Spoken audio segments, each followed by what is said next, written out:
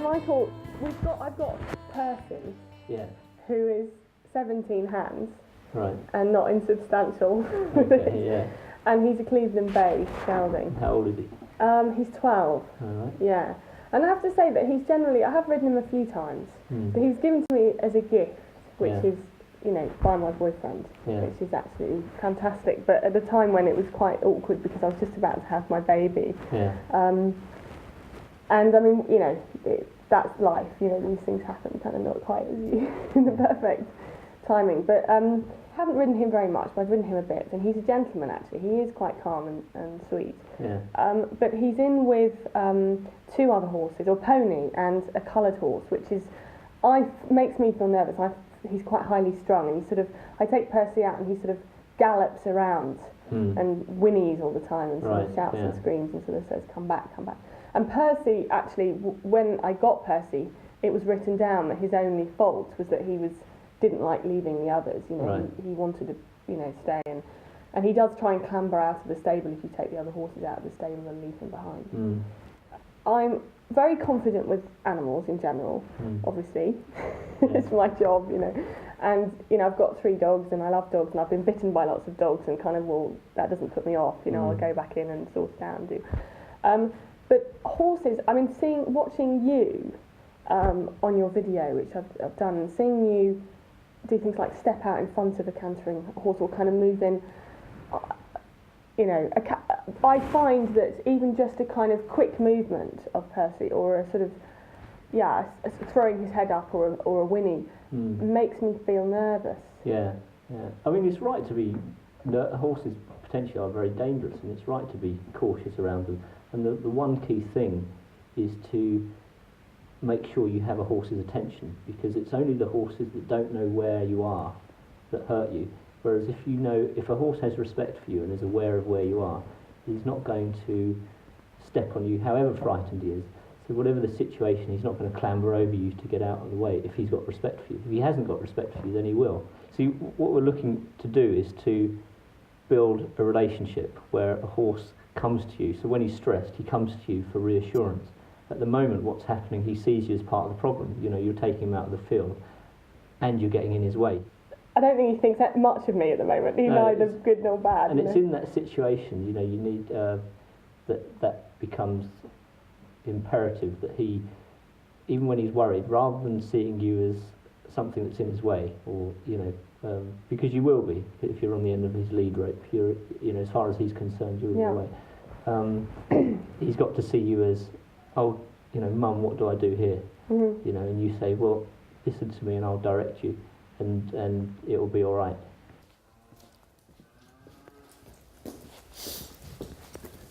Hello, Percy. It's a bit wet. Hello, chap. Yeah, I think what we'll do is we'll get a head collar on him, and I'll just see him in hand with you, see how he is walking with you, see if there's any issues there that we can deal with. Now I tell you what, I can feel myself feeling slightly nervous at this point. Right. It's got nothing to do with the camera, I'm used to that. Yeah. It's the horse. Yeah. Now, memories come up. When I was younger, I rode a half-broken half Arab gelding that belonged to a friend of mine who bought it, and her daughter was 15, and the daughter suddenly didn't want the horse, and it was sort of abandoned, and I used to ride him. Dominion Star his name was, and he used to throw me off. Yeah. And I'd sort of get back on again. Unfortunately, they sold him before I'd sort of got really confident with him. But he used to stamp on my foot and all sorts of things. But I sort of managed to have a relationship with this horse. But I think it's sort of memories of that kind of come up for me. Yeah. And you're dealing with me, not him, aren't you? Yeah, no, I think Shall I go in and get him? It. But you know, the thing that will help you is to see him and how sweet he'll be, and how you can get him to move. Yeah. And you know, with very little actually. Yeah. Once he's listening. Yeah. Okay. So what do I? Should I just go? Yeah, just go in and let's see you put the head collar on, and we'll bring him out, and we'll go out there and see what we've got. Percy, you're going to put this on you. Come on. There's a good chap. Okay, let's open the gate and we'll bring him out. Come on then, Percy. Come on, Percy. Good lad. you know, he's had, you say he's 12, you know, he's had 12 years of history that we don't know about. Yeah. And we don't know whether it's been good or bad, or and he just needs convincing that every day in his new home is going to be. Because he's being a good boy at the moment. He's standing still. He's. I'm not holding him in any way. Yeah. But you can see nervousness in his face. Yeah, you just see his eye. You know, he's waiting for something. Oh, and it's not bad. Is it dropped a bit more relaxed or not? No, he's still a bit worried. What we'll do, we'll work with him, realise that he's in control of his day. Yeah. And he's just got to think about what he needs to do to please people, because they're important to his day as well. Yeah. And you know, that'll make him less sceptical of life. I'll tell you what, let me see you walk him around. Okay, shall I walk him up there and back down again? Just go up into okay, we're just in the farmyard, and there are some sort of cows in there as well. So yeah, that's all right. You know, sort of, it might be interesting to him. And we'll work through. Walk on then, Percy. Good chap. Come on, Percy. It's only a camera. Yeah, what's that?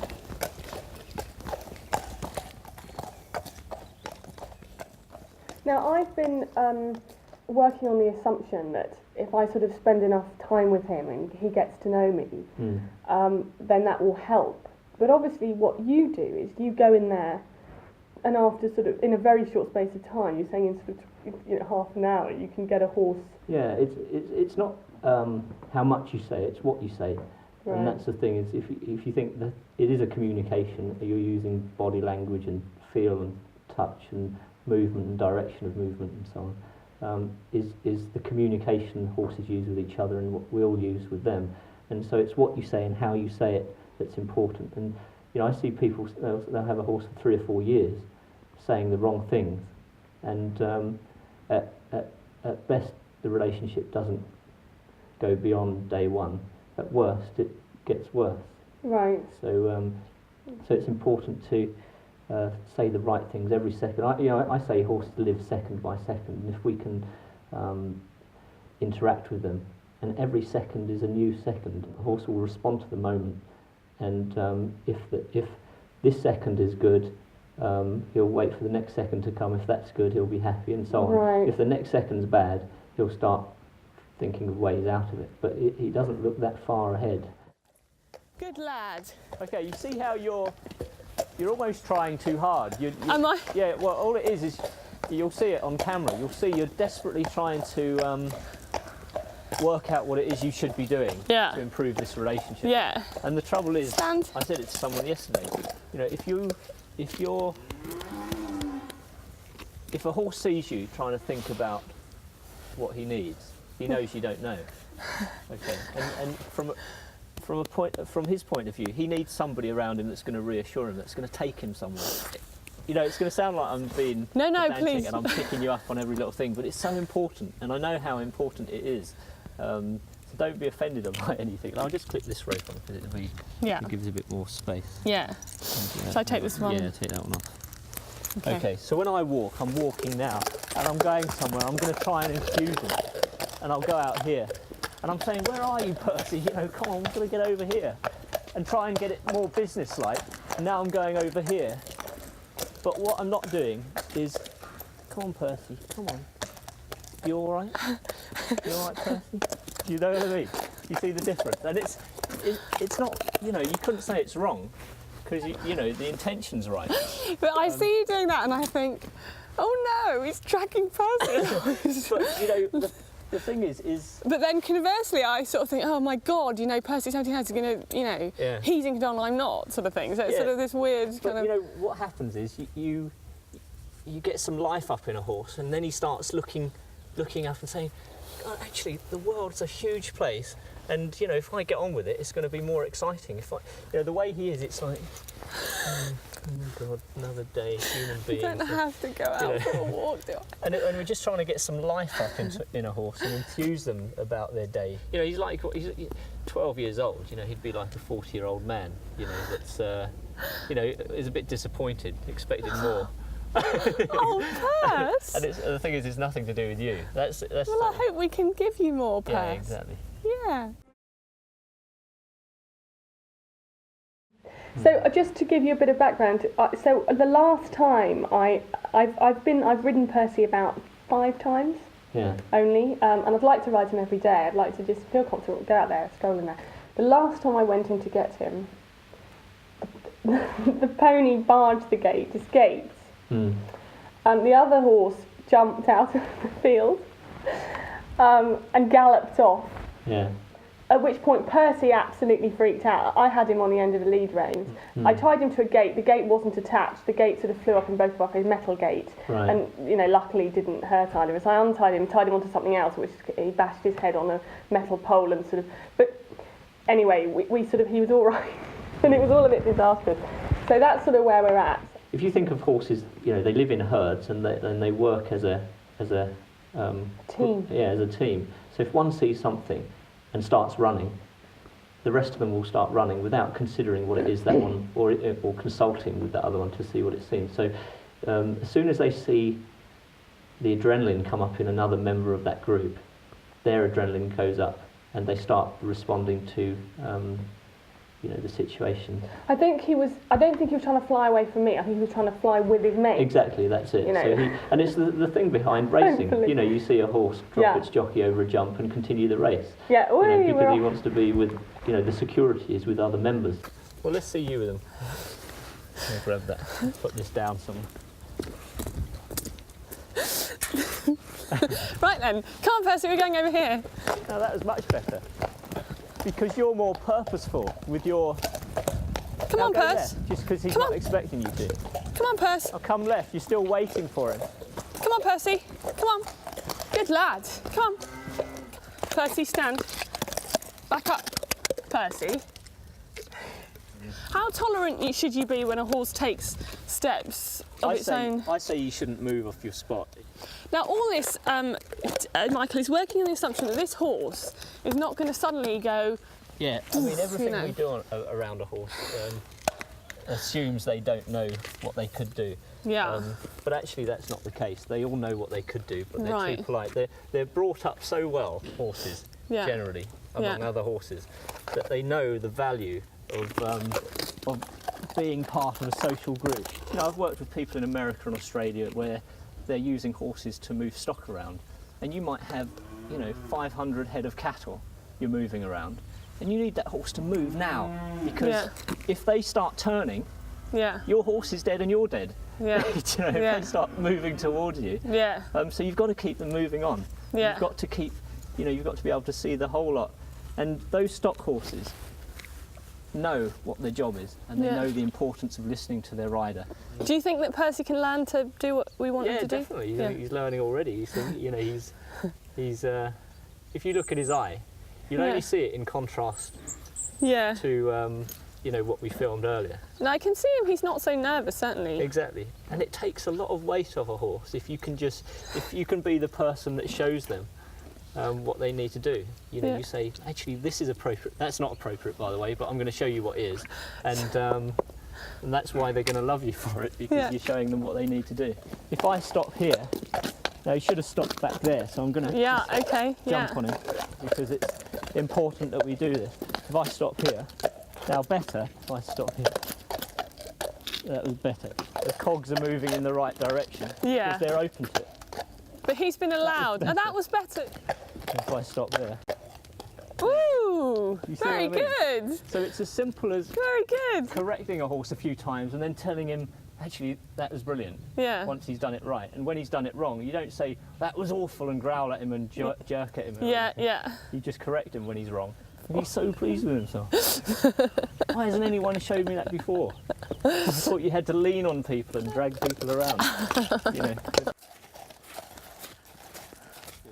So much of the way you write about horses is true of all of life, and your relationships with other humans. If you can actually pitch your response at the level that they come. So often in life, I'm shocked when people sort of assume that I'm going to. You go into a shop or something, and you ask for something, and people are very aggressive in their response because they think you're going to have a go at them. When actually, if they could read you and realise that you're just going to say, "Oh well, I'll come back next week," then rather than, and it's interesting how that's your approach, is to sort of go in to a situation and judge what's happening with the other being, and then position yourself accordingly. Yeah, that's exactly it. Seeing who's in front of you and adjusting your behaviour accordingly. A good teacher is able to do that. A good mother is able to do that, and so on. You know, with human beings, I'm actually not very good at it with human beings when it comes to managing staff and so on. The principles are the same, but reading an animal like a horse is something I find much easier.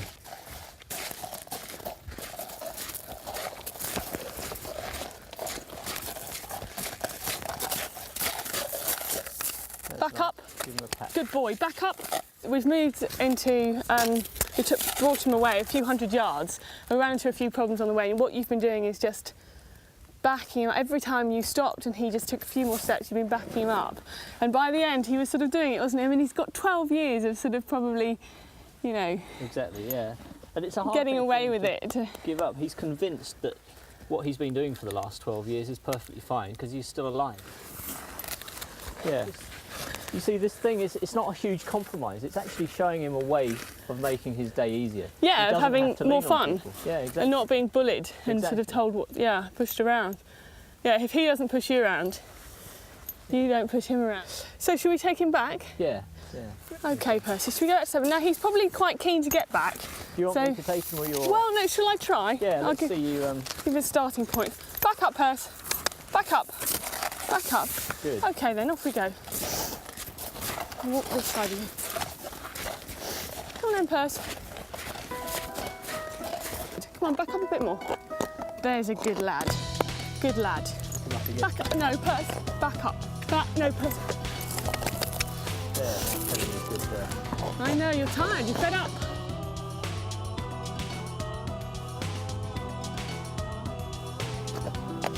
Percy.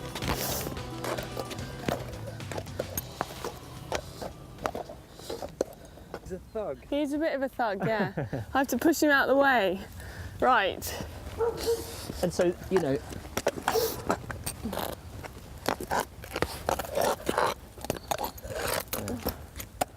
I just want to establish him for you. You've got to understand that whatever you think your problem is, it's going to get worse.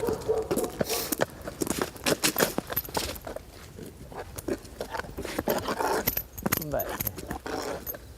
No. I want him to think before he moves rather than move before he thinks, you know. Yeah. Because that's the thing with him. I don't want to fall out with him. I want him to know that I'm desperately trying to get him to do the right thing here. He's gone tight in his mouth because he sees it as a challenge. But I'm trying to convince him that, you know, he's not working hard enough at it to secure his future. Yeah. You know, he's got to think and listen about. Yeah. See, and when he's easy, everything's nice. You know. Yeah. And back, you big monkey. Good. Michael, I'm aware that you're going to get the better of him eventually. Yeah. How much do you think you can influence his behaviour long term with me? Once he realises that he's causing his own trouble, you know, he'll make the decision from that point onwards to do this every day for the rest of his life, just to listen to people, because it's easier, and that's the thing is. But it's quite a thing you're undoing. Yeah, 12 years of barging and leaning on people. But I think he's getting there. Message. But he's a tough nut, you know. Well, there's some welding, which means there's sparks flying in the shed. So I've just given to Michael to take him past because I feel that it's quite important that I don't let him get out of control in these early stages. Now, you see how worried he is. So this is an opportune time to go in and say, if you listen to me, we'll be fine. And you give him a pat on the neck and you say, you know. Yeah, he walked off, didn't he? Yeah. And it's really tempting at that point to think, oh, we'll get past it. I know, yeah. Come on then, you know, let's run. Slow it all down and say, you know, listen to me and we'll get through it. I'll take you through this.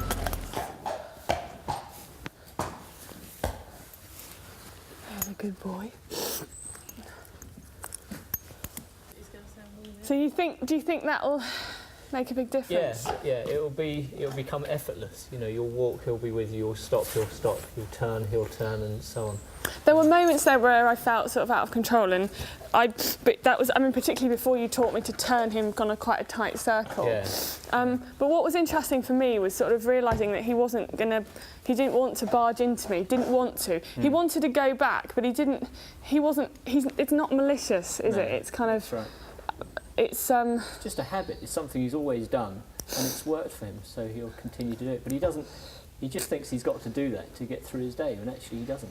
People are part of his day, and he's got to realise that. You know. What level were you when you say, I mean, 1 to 10, how hard how was naughty was it? Yeah. I suppose, yeah, he'd probably be a 5. Do you think I can do it? Yeah, I do, definitely, yeah. I mean, some of the softness you had there, he's just got to realise if he can give you that all the time, that's all he's got to do. Yeah. He's got to listen. And you got it there, and you know what it feels like and how to achieve it. Yeah. You just have to work through the rough bits and get to that softness and reward him at that point, and then he'll realise that. God, I'm hooked. I want to get him out again, but he's a bit tired. Yeah, do it again tomorrow morning. Okay. Okay. All right. Thank you very much. Well, you're going to come again, aren't you? When we're a bit later on in the year. And yeah. Any other help you need with them? You know, the riding stuff is incredible. How simple it is, just to get a horse to do the right thing. So in the meantime, I'll have a go at that, and then we'll get on him. Yeah, exactly. All right. Thanks, okay. Michael. Good luck See you with it. again. Okay. Thank you. Bye.